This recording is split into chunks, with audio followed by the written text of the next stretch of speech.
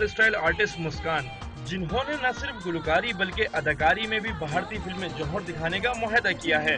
उन्होंने उस फिल्म के लिए कुछ गाने न सिर्फ गाए हैं बल्कि उन गानों पर परफॉर्म भी किया है।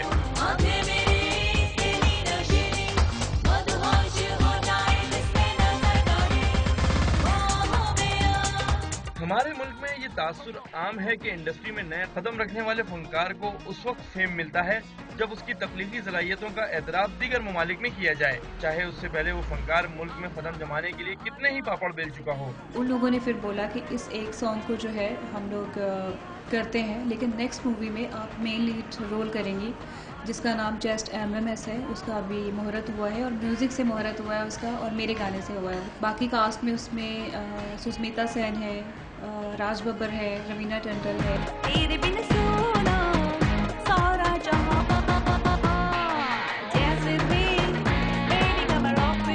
बासलाहियत फनकारा का कहना है कि ख्वाहिश तो मुल्क में काम करने की थी, लेकिन यहाँ काम के मौके बहुत कम हैं, इसलिए दीगर फनकारों की तरह पड़ोसी ममालिक में ही सलाहियतों के जौहर दिखाना पड़े। कैमरामैन आबिद अली शाह के साथ सैयद वसीम, डॉन न्यूज़, कराची।